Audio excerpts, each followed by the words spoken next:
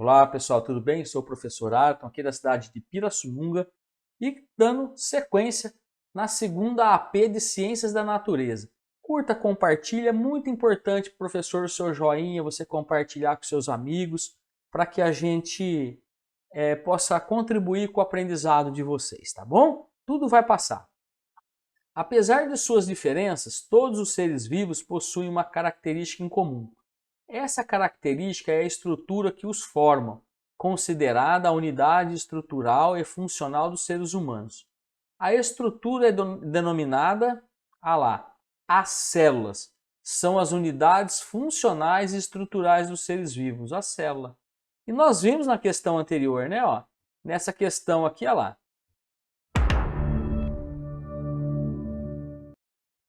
Nessa questão aqui, uma célula junta forma o tecido, tá? Então a prova ela vai se complementando para que você forme o seu aprendizado.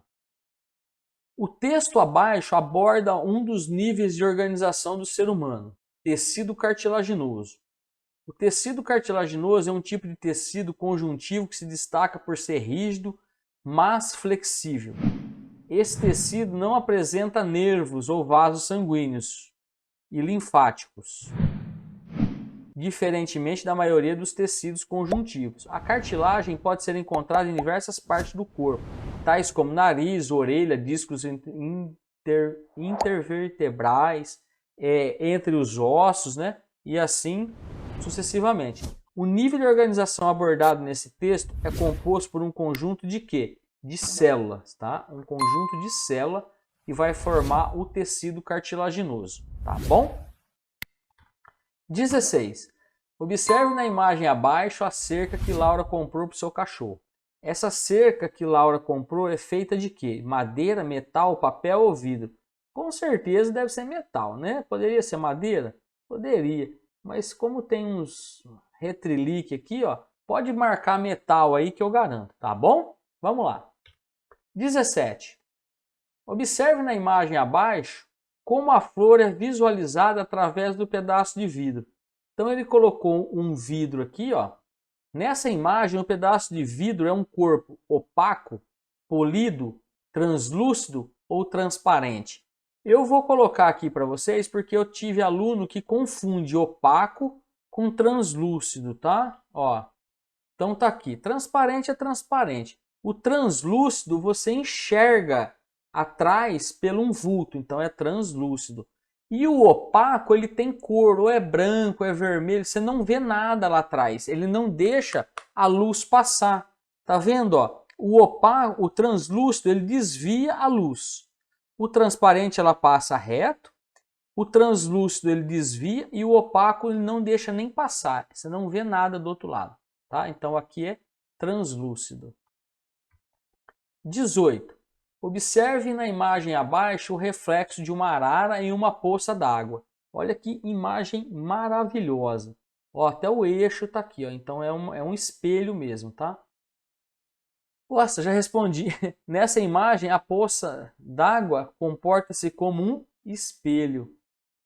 Olha lá. Assim, a superfície da água funciona como um espelho, tendendo a um espelho que tudo reflete. Quando os ângulos de incidência se aproximam de 90 graus, vocês vão aprender isso, né, em simetria, translação, rotação, ou a direção da propagação da luz na superfície da água, tá bom? Espero que vocês estejam gostando, gente. Nunca gravei isso aqui, acho que pro sexto ano, é a primeira vez. Eu estou muito feliz e otimista. Observe na imagem abaixo o guarda-roupa. Quero mandar um abraço para Caraguatatuba, Ubatuba, Bariri, Leme, Araras, Porto Ferreira, Ribeirão Preto, Águas da Prata, que fica aqui pertinho. Esse guarda-roupa é feito de madeira, tá? 20. Observe os seres representados nessa imagem. Um monte de peixinho.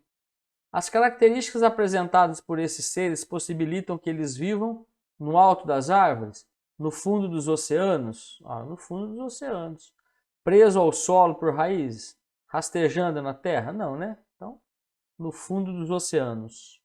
21. Tá acabando. O texto abaixo aponta características de um determinado alimento. Pães. Eles são muito presentes na nossa alimentação, mas a dica principal é: sempre que possível, opte pelos integrais preparados com farinhas especiais. Eles são cheios de fibras, o que vai nutrir melhor o seu corpo, além de ajudar com que a liberação de açúcar seja feita de forma mais lenta no sangue. Além dos nutrientes mencionados nesse texto, esse alimento é rico em carboidrato. Os pães estão na base da pirâmide, junto com as farinhas, tá?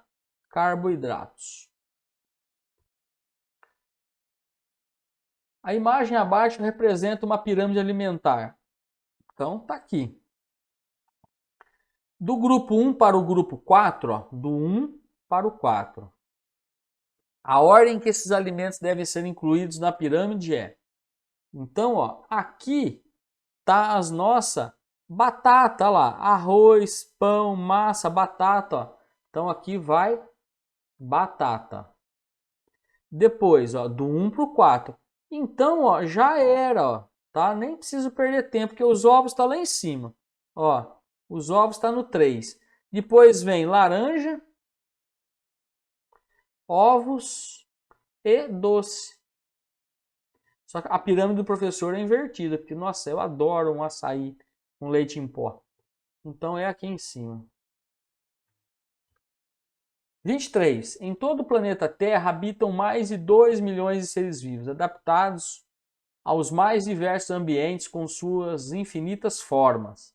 Diante de tanta variedade, os cientistas perceberam a necessidade de desenvolver um sistema formal e eficiente de classificação, considerando suas características comuns em relação de parentesco evolutivo. Aqui é o nome científico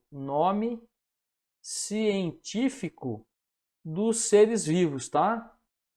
Qual é a característica comum a todos os seres tratados nesses textos? Capacidade de falar, de respirar, de se locomover ou a capacidade de se reproduzir? Ó, parentesco evolutivo. Então é a capacidade de se reproduzir, tá bom?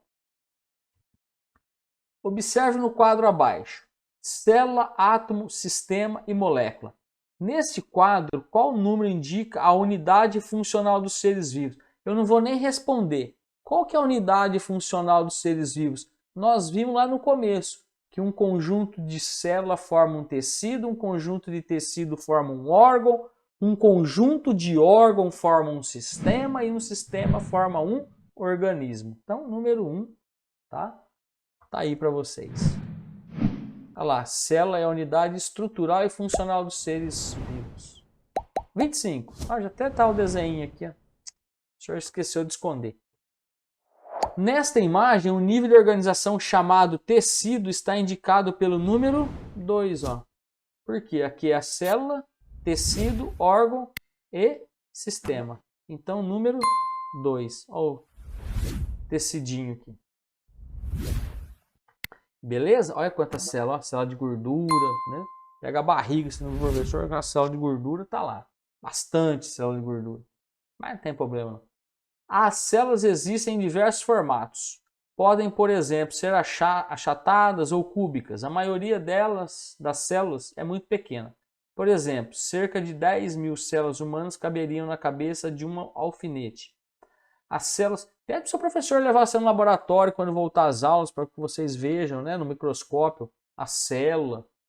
As células bacterianas podem ser menores ainda. Um exemplo muito maior de célula única é o ovo de uma ave. A célula nervosa, os neurônios, são células finas que podem medir até 1 metro de comprimento. Os neurônios.